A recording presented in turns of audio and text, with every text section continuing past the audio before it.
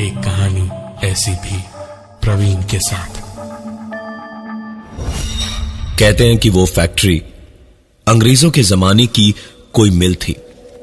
यहां किसी जमाने में बड़े जुल्मों के बाद ताला लगा दिया गया और फिर हमेशा से ही वहां ताला लगा रह गया। जहां इंसान को इंसान न समझा जाए, वहां इंसान तो क्या जानवर भी नहीं रहते, या यूं कह लीजिए कुछ भी ऐसा जो जिंदा हो वो वहां रहना नहीं चाहता। इसी फैक्ट्री का इस्तेमाल करके कुछ फिल्म स्टूडेंट्स एक नई तरह की डॉक्यूमेंट्री बनाने वहां पहुंचे। रात का वक्त था, खूब अंधेरा, सिर्फ झिंगरों की आवाज और रह रह के आसपास के पानी के पोखरों से आती बरसाती जानवरों की आवाज। मिल के पीछे ही एक बहुत बड़ा जंगल था, जहां से रात के इस पहर सियारों की आवाजें भी आ रही थी। तीन दोस्त विप्लव, अनुज और केतन कैमरा, साउंड रिकॉर्डर्स और लाइट लेकर फैक्ट्री के अंदर पहुंचकर उन्होंने सारी चीजें लगाई। लाइट वगैरह की जगहें देखी, कैमरा एंगल्स देखे और सब करके बाहर छोटे छोटे अपने टेंट लगा के, मॉनिटर सेट करके टेंट्स के बिल्कुल बीचों बीच आग लगाकर बैठे बातें कर रहे थे। जब अचानक आवाजें सुनकर तीनों के तीनों खुशी खुशी देखने लगे कि आखिर माजरा क्या है। उनके हाथ तो जैसे खजाना लग गया था। मॉनिटर पर नजर दौड़ाई तो देखा एक आदमी गलियारे में लगी लाइट्स के बीच से चलता हुआ पता नहीं कहां से आ रहा था और उसकी धीमी चाल के साथ साथ ही एक के बाद एक लाइट्स बुझती जा रही थी। कैमरास क्लिक करते करते फोटो के बाद फोटो खींचते जा रहे थे। वो आदमी धीमे धीमे चलता हुआ आया और ऊपर लगे दीवार के कोने के कैमरे की ओर एक टक देखने लगा। तीनों पहले तो जरा सा घबराए, लेकिन फिर सीधे उस ओर भागे और भागते भागते वहां पहुंचे तो देखा वो आदमी वैसे का वैसे खड़ा हुआ कैमरा की ओर अभी भी देख रहा था।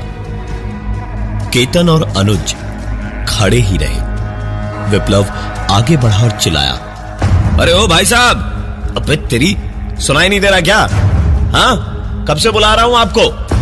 विप्लव की इतनी सी बात सुनते ही शायद उस आदमी को अपनी और बेइज्जती बर्दाश्त नहीं हुई और वो उन तीनों की ओर पलटकर घूमा और उसे देखते ही विप्लव, अनुज और केतन घबराहट के मारे वो सारा सामान जो अंदर था उसे भूलकर बाहर भागे।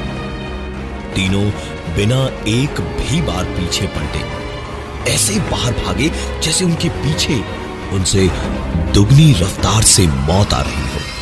भागते भागते, हाँकते हाँकते बाहर जैसे ही पहुंचे तो तीनों ने सबसे जरूरी जो जो सामान सामने पाया सब उठाया और रात के अंधेरे में अपनी गाड़ी की ओर भागे और गाड़ी में बैठकर ही गाड़ी को बैक करते वक्त कहीं जाकर तीनों की हिम्मत हुई एक बार वापस दरवाजे की ओर देखने की।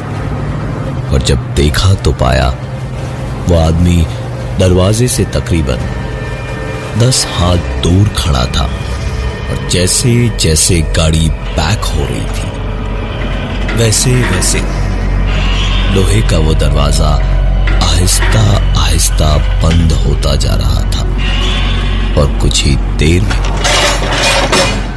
दरवाजा बंद हो गया और तीनों वापस अपने रास्ते पर थे। एक कहानी ऐसी भी प्रवीण के साथ। तीनों भाग के आ तो गए, लेकिन इतनी बेहतरीन और असली पैरानॉर्मल एक्टिविटी की रिकॉर्डिंग उन्हें रातों रात मशहूर बना सकती थी। ऐसा मौका कोई छोड़े भी तो कैसे। तीनों ने वीडियो को बिना काटे छांटे इंटरनेट पर अपलोड किया तो कुछ लोगों ने तारीफ की, कुछ ने कहा बकवास है और एक ने कहा ऐसे स्पेशल इफेक्ट्स डाल के कोई भी वीडियो बना सकता है, हिम्मत है तो दोबारा एक वीडियो वहीं पर जाकर के बनाओ और मैं भी तुम्हारे साथ चल के देखूंगा कितनी सच्चाई है तुम्हारे इन वीडियोस में। मैसेज बॉक्स पर काफी गहमा गहमी के बाद विप्लव, अनुज और केतन मान गए और उसी रात चारों ने वापस वहां जाने का फैसला किया। लेकिन उससे पहले दिन में ही तीनों गए, सारा सामान बटोरा और वहां से वापस आए। रात तक उनकी तैयारी पूरी थी। इस बार एक वैन किराए पर ले ली थी जिसके अंदर मॉनिटर लगा सकते थे। वो लड़का अरुण जिसने वहां जाने की शर्त लगाई थी वो भी तय जगह और वक्त पर पहुंच गया और फिर चारों वहां की ओर निकल पड़े और वहां पहुंचकर एक बार फिर से सारी चीजें वैसे ही वापस लगाई गई जैसे पिछली बार लगाई थी और सब कुछ करके चारों गाड़ी में पीछे आकर मॉनिटर्स के सामने बैठ गए, ये देखने कि कोई हलचल हो रही है या नहीं। वैन ऐसी थी जिसमें किसी ट्रक की तरह ड्राइवर से बात करने के लिए खिड़की बनी थी। काफी देर इंतजार करने के बाद अरुण ने कहा, यार तुम सब नजर रखो, मैं जरा हल्का होकर आया। और इतना कहकर अरुण वैन से बाहर निकल गया। सूखी पत्तियों पर अरुण के कदमों की आहट आहिस्ते आहिस्ते दूर जाती गई और आखिरकार आहट बंद हो गई। अचानक ही उस फैक्ट्री का दरवाजा खुला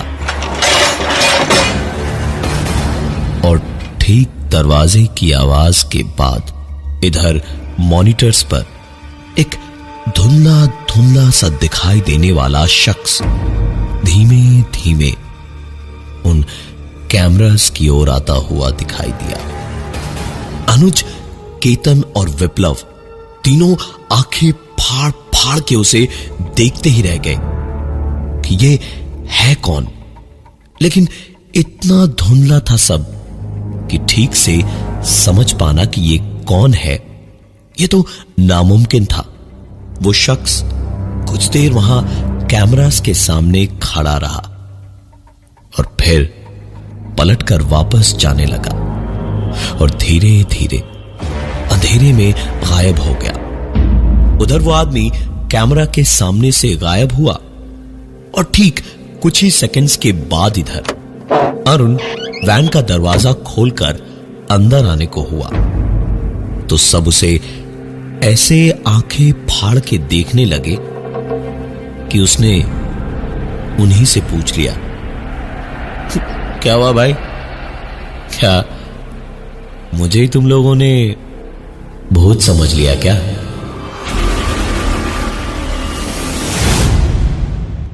एक कहानी ऐसी भी प्रवीण के साथ। अरुण की बात सुनकर केतन ने पूछा, तू कहां गया था हल्का होने? अरुण ने हंसते हुए कहा, भाई सूसू करने गया था, कोई बैंक लूटने नहीं जो इतने सवाल पूछ रहे हो। हुआ क्या है? अरुण की बात सुनकर केतन कुछ जवाब देता उससे पहले ही पूरी की पूरी वैन किसी सूखे पत्ते की तरह हिलने लगी और ऐसे तेज तेज हिलने लगी कि बस सारे का सारा सामान वैन के ही अंदर गिर गिर के चकनाचूर होने लगा। जब काफी देर से चुपचाप बैठा अरुण किसी तरह उस हिलती डुलती वैन में बीचों बीच खड़ा हुआ और पूरी ताकत से घुसा वैन की दीवार पर मारकर चिल्लाया, तुम जो भी हो यहां से चले जाओ और हमें अकेला छोड़ दो। हम तुम्हें परेशान नहीं करना चाहते। हमें हमारा काम यहाँ पे चुपचाप करने दो और जाओ। अरुण के चीखते ही वैन का हिलना डुलना रुक गया और सब के सब एक पल को जैसे पत्थर की तरह एक ही जगह जमकर खड़े हो गए और उसी हालत में सबने एक साथ सुना। कोई चलकर वैन तक आया।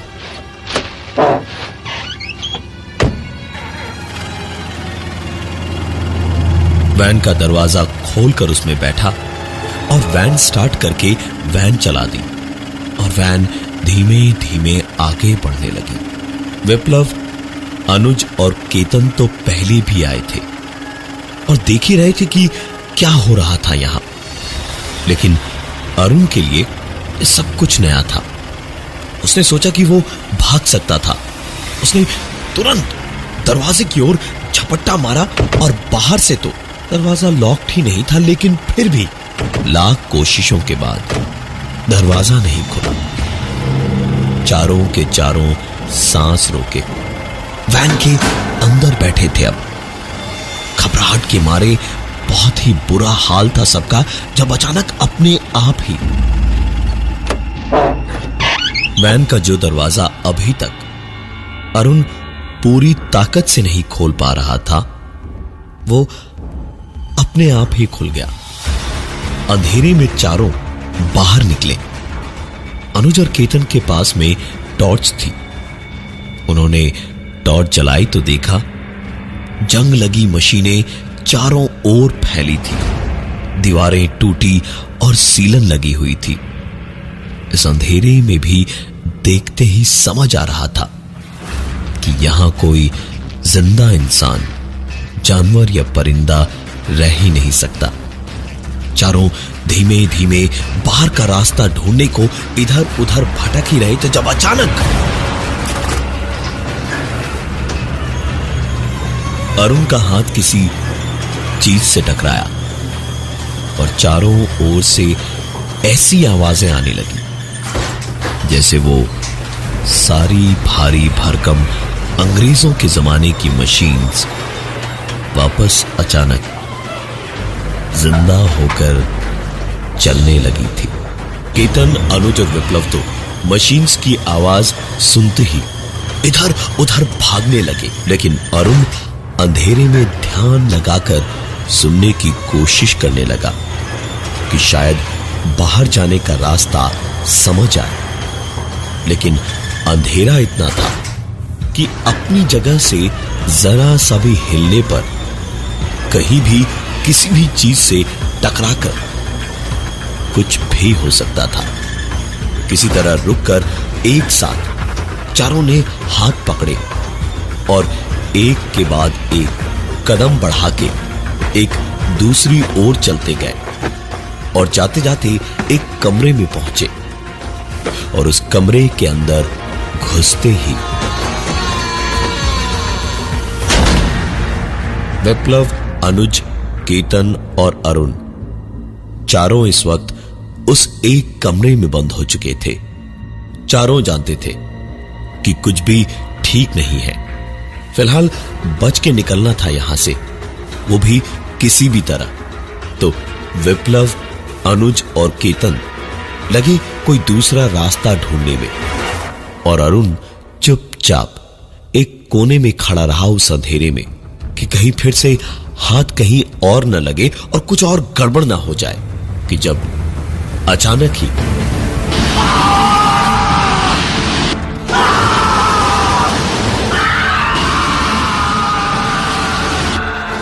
अरुण को किसी ने पैर से पकड़कर घसीट लिया और पूरे कमरे में घसीटता रहा। साफ समझ आ रहा था कि अरुण की चीखें पूरे कमरे में घूम घूम कर गूंज रही थी। तीनों कुछ करते इसके पहले ही जैसे अरुण जानता था कि उसे क्या करना था।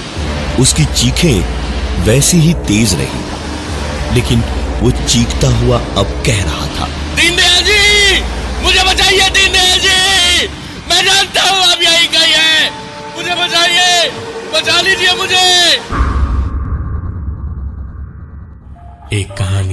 ऐसी भी प्रवीण के साथ।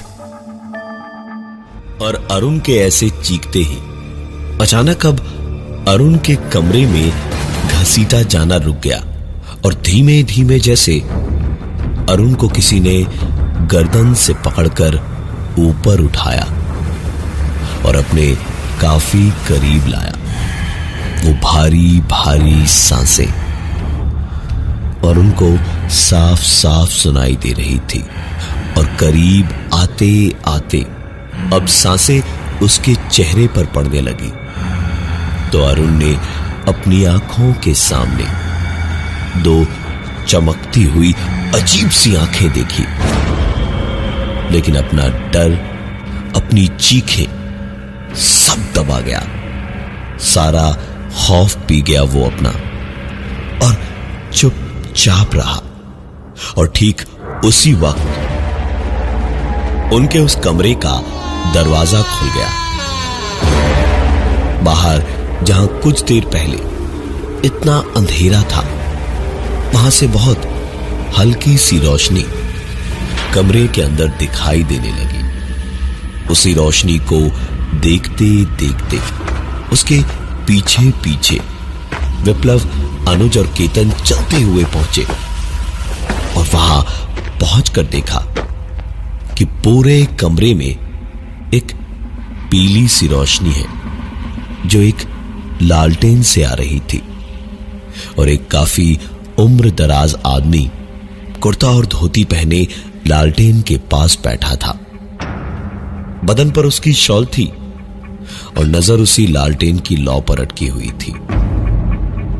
अरुण पीछे पीछे आकर कमरे के बाहर ही रुक गया था। उसमें अब इतनी हिम्मत ही नहीं थी कि उस कमरे के अंदर जाता।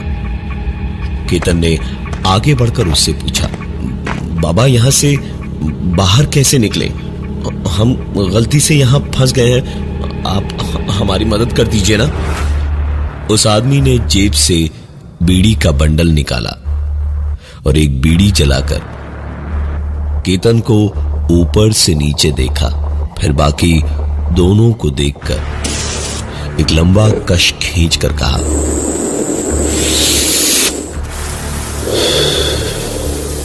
यहां के कुछ कायदे कानून है जो अंग्रेजों ने बनाए थे। एक बार सवेरे दरवाजा बंद हुआ और मजदूर अंदर आए। उसके बाद रात भर जो रहते थे उन पर काफी जुल्म होते थे और फिर सवेरे वो चले जाते और दूसरे मजदूर आ जाते। आज भी दरवाजा सवेरे 7 बजे सायरन की आवाज के साथ ही खुलता है। लेकिन घबराओ मत, जब तक इस कमरे में हो मेरे साथ जिंदा हो। सवेरा होते ही निकल जाना, कुछ ही देर में उजाला हो जाएगा। तीनों समझ गए कि जिंदा रहना है तो इनकी बात माननी ही पड़ेगी। किसी तरह मनाकर अरुण को भी अंदर ले आए। चुपचाप एक कोने में वो आदमी रह रहकर खांसता हुआ बैठा रहा और ये चारों एक कोने में दूसरी ओर बैठे रहे। कुछ देर में ही वो आदमी उठा और कमरे से बाहर जाने लगा। तो विप्लव ने कहा, अरे कहां चले बाबा? वो आदमी रुका लेकिन पलटा नहीं और ऐसे ही बोला, घर वापस जाना चाहते हो ना? चलो मैं दरवाजा पार करा देता हूं। चारों चुपचाप सर झुकाए उसके पीछे पीछे हो लिए और दरवाजा खोलकर उस आदमी ने चारों को बाहर भेजा और दरवाजा बंद करने लगा। तो अनुज ने हिम्मत करके पूछा, बाबा आपका नाम तो बताइए। ये पूछने के बाद ही सबकी आंखें फटी की फटी रह गई क्योंकि दरवाजा अपने आप बंद होता जा रहा था और वो आदमी दरवाजे से दूर ही खड़े खड़े बोला, मेरा नाम दीनदयाल है, अरुण का परदादा हूं। मरने के बाद भी 70 सालों से यहां की चौकीदारी कर रहा हूं, यहां की चौकीदारी कर रहा हूं। कमेंट करना इमीडिएटली वीडियो के नीचे एंड बताना कि आपको वीडियो कैसा लगा।